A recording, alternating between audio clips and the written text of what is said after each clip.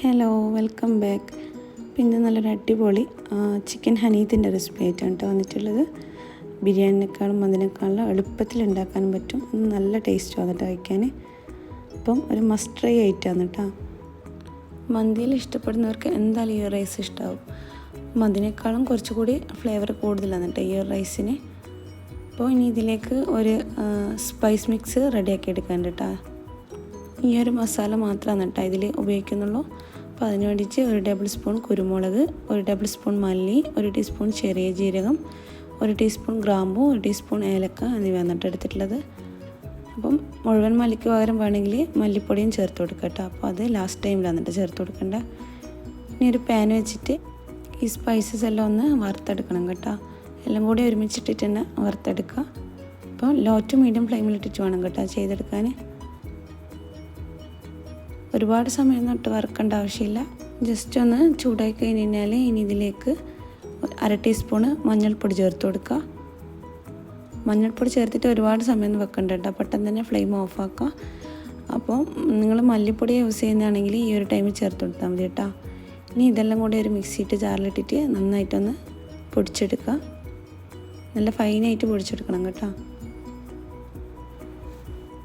ഇനി ഇതിലേക്ക് 1 kilo chicken എന്നിട്ടാണ് വേണ്ടത്. അപ്പോൾ നിങ്ങൾക്ക് ചെറിയ ചെറിയ പീസായിട്ട് വേണമെങ്കിൽ അങ്ങനെ ചെയ്യാം, അല്ലെങ്കിൽ വലുതാണെങ്കിൽ കുറച്ചുകൂടി വലിയ പീസാക്കിയിട്ടും കട്ട് ചെയ്തെടുക്കാം കേട്ടോ. അപ്പോൾ ഇനി ഇതിലേക്ക് പൊടിച്ച് വെച്ച മസാല ഇട്ട് കൊടുക്കുക. ഇനി ഇതിലേക്ക് 2 പീസ് ചിക്കൻ്റെ മാഗി ക്യൂബ് ചേർത്ത് കൊടുക്കുക. ഇതെല്ലാം കൂടിയിട്ട് നന്നായിട്ടൊന്ന് മിക്സാക്കി എടുക്കുക. ചിക്കനിൽ നന്നായിട്ട് തേച്ച് പിടിപ്പിക്കണം കേട്ടോ. ഇനിയിപ്പോൾ ഇതിൽ ഞാൻ എക്സ്ട്രാ ഉപ്പൊന്നും ആഡ് ചെയ്യുന്നില്ല കേട്ടോ, കാരണം മാഗി ക്യൂബിൽ അത്യാവശ്യം നന്നായിട്ട് ഉപ്പുണ്ട്. അപ്പോൾ നിങ്ങൾക്ക് വേണമെന്നുണ്ടെങ്കിൽ ഒന്ന് നോക്കിയിട്ട് കുറച്ച് ഉപ്പ് ഇട്ട് കൊടുക്കുക കേട്ടോ. ഇനി ഇതൊന്ന് വേവിച്ചെടുക്കണം. അപ്പോൾ അതിന് വേണ്ടിയിട്ടൊരു പാൻ അടുപ്പത്ത് വെച്ചിട്ടുണ്ട് കേട്ടോ. അപ്പോൾ അതിലേക്ക് ചിക്കൻ ചേർത്ത് കൊടുക്കുക. ഇനി ഇതിലേക്ക് 2 കപ്പ് പച്ചവെള്ളം കേട്ടോ ഒഴിച്ച് കൊടുക്കുന്നത്.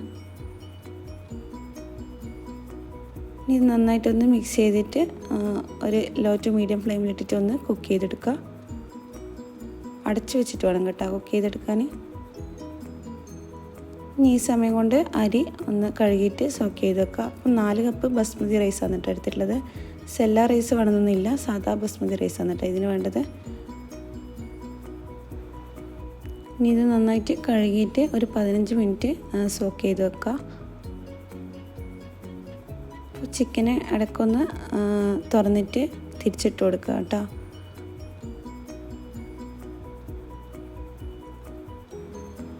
ഇനി റൈസ് ഉണ്ടാക്കിയെടുക്കാൻ വേണ്ടിയിട്ട് 2 മീഡിയം സൈസ് സവാള, 2 തക്കാളി, 1 ക്യാപ്സിക്കം എന്നിവ ഒന്ന് കട്ട് ചെയ്തിട്ട് വെക്കുക കേട്ടോ. സവാള കുറച്ച് നേരിയതായിട്ട് കട്ട് ചെയ്ത് വെക്കണം കേട്ടോ. അതുപോലെ ക്യാപ്സിക്കവും തക്കാളിയും ചെറിയ ചെറിയ പീസായിട്ട് കട്ട് ചെയ്ത് വെക്കുക.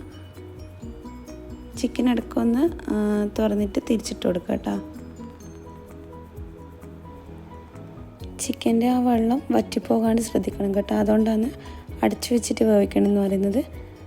ഇനി ചിക്കൻ നന്നായിട്ടൊന്ന് കുക്കായി കഴിഞ്ഞ് കഴിഞ്ഞാൽ ചിക്കന് വേറൊരു പാത്രത്തിൽ മാറ്റി വെക്കുക. ഇതൊന്ന് ഫ്രൈ ചെയ്തെടുക്കാനുണ്ട് കേട്ടോ.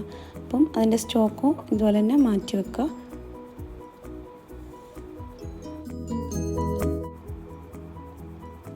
ഇനി റൈസ് ഉണ്ടാക്കിയെടുക്കുക കേട്ടോ. അപ്പം ഞാൻ ആ സെയിം പാത്രം തന്നെയാണ് കേട്ടോ വെച്ചിട്ടുള്ളത്. അതിലേക്ക് ഒരു 4 ടേബിൾ സ്പൂണ് സൺഫ്ലവർ ഓയിലാണ് കേട്ടോ ഒഴിച്ച് കൊടുക്കുന്നത്.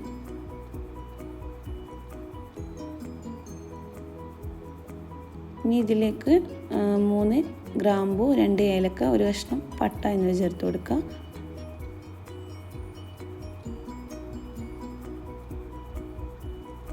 ഇനി നേരത്തെ കട്ട് ചെയ്ത് വെച്ച സവാള ചേർത്ത് കൊടുക്കുക കേട്ടോ ഫസ്റ്റ് തന്നെ.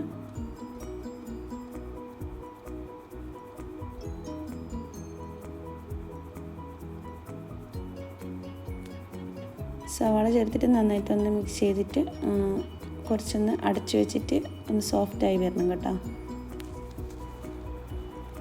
സവാളയിൽ 1/2 ടീസ്പൂൺ ഉപ്പ് ചേർത്ത് കൊടുത്തു കഴിഞ്ഞാൽ പെട്ടെന്ന് തന്നെ സോഫ്റ്റായി കിട്ടും കേട്ടോ. ഇനി ഇതൊന്ന് അടച്ചു വെക്കുക. ഇപ്പോൾ സവാള അത്യാവശ്യം ഒന്ന് സോഫ്റ്റായി വന്നിട്ടുണ്ട് കേട്ടോ. ഈ ഒരു ടൈമിൽ നേരത്തെ കട്ട് ചെയ്ത് വെച്ച് ക്യാപ്സിക്കം തക്കാളിയും ചേർത്ത് കൊടുക്കുക.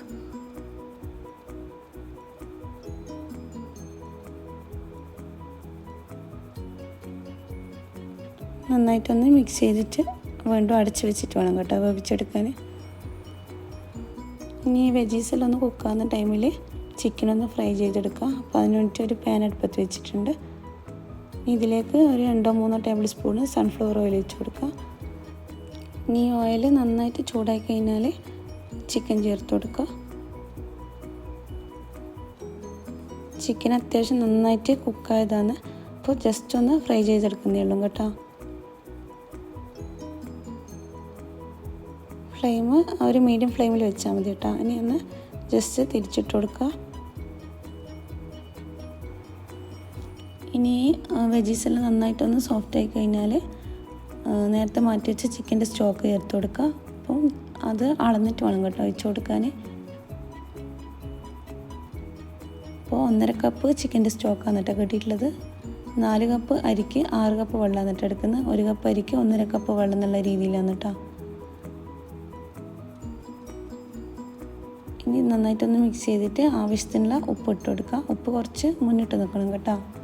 അപ്പോൾ ഈ വെള്ളം ഒന്ന് നോക്കുന്ന സമയത്ത് ഉപ്പ് കുറച്ച് മുന്നിൽ നിൽക്കണം. എന്നാലന്ന് റൈസ് കുക്കായിട്ട് വരുമ്പോൾ കറക്റ്റായിട്ട് വരും കേട്ടോ. ഇനി നന്നായിട്ട് മിക്സ് ചെയ്തിട്ട് ഒന്ന് തിളച്ച് വരുന്നത് വരെ വെയിറ്റ് ചെയ്യുക.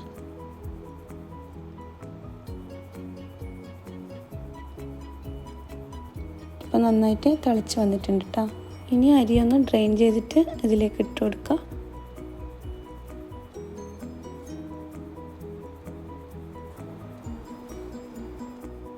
ഇനി ഇതെല്ലാം കൂടി നന്നായിട്ട് മിക്സ് ചെയ്തിട്ട് ഒന്ന് അടച്ച് വെച്ചിട്ട് വേവിക്കാം. അപ്പോൾ ലോ ഫ്ലെയിമിൽ ഇട്ടിട്ട് വേണം കേട്ടോ വേവിക്കാൻ. ഇടയ്ക്ക് ഒന്ന് തുറന്നിട്ട് ചോറൊന്ന് ഇളക്കിയിട്ട് കൊടുക്കുക കേട്ടോ. അപ്പം അരി പൊട്ടാണ്ട് ശ്രദ്ധിക്കണം. മെല്ലെ ഒന്ന് മിക്സാക്കി എടുത്തിട്ട് വീണ്ടും അടച്ച് വെച്ചിട്ട് ലോ ഫ്ലെയിമിലിട്ടിട്ട് ഒന്ന് കുക്ക് ചെയ്തെടുക്കുക.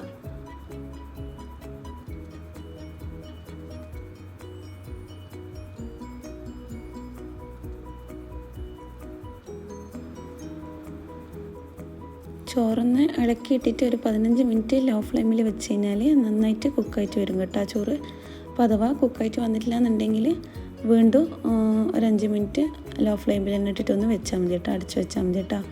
ഇനി നേരത്തെ ഫ്രൈ ചെയ്ത് വെച്ച ചിക്കനൊന്ന് മുഴുവനായിട്ടും ചോറിൻ്റെ മേലെ വെച്ച് കൊടുക്കുക കേട്ടോ. റൈസ് നന്നായിട്ട് കുക്കായതിന് ശേഷം ഫ്ലെയിം ഓഫ് ആക്കിയിട്ടാണ് കേട്ടോ ചിക്കന് അങ്ങനെ മേലെ വെച്ച് കൊടുക്കുന്നത്. ഇനി ഇതൊരു 5 മിനിറ്റ് ഇങ്ങനെ അടച്ച് വെച്ച് കഴിഞ്ഞാൽ ആ ഒരു ചൂടിൽ ആ ചിക്കൻ്റെ എക്സ്ട്രാ ഉള്ള ഓയിലെല്ലാം ചോറിലിറങ്ങുമ്പോൾ നല്ലൊരു ടേസ്റ്റ് കിട്ടും കേട്ടോ ചോറിന്. ഇനി ഇത് ചൂടോട് കൂടി തന്നെ കഴിക്കുക കേട്ടോ. നല്ല ടേസ്റ്റാണ് കേട്ടോ, ശരിക്കും മന്തിനേക്കാളും ടേസ്റ്റാണ് കേട്ടോ. ഇനി ഇതിന് സൈഡായിട്ട് വേണമെന്നുണ്ടെങ്കിൽ മന്തിക്കെല്ലാം ഉണ്ടാക്കിയെടുക്കുന്ന തക്കാളി തോമ ഉണ്ടാക്കിയെടുക്കുക കേട്ടോ. അപ്പം അത് വേണമെന്ന് നിർബന്ധമൊന്നുമില്ല, അല്ലാണ്ട് തന്നെ ചോറ് കഴിക്കാൻ നല്ല ടേസ്റ്റാണ് കേട്ടോ. ആ ഒരു ചിക്കൻ്റെ നല്ലൊരു ഫ്ലേവറാണ് കേട്ടോ. അപ്പം എന്തായാലും എല്ലാവരും ഉണ്ടാക്കി നോക്കുക, എന്നിട്ട് ഫീഡ്ബാക്ക് അറിയിക്കുക.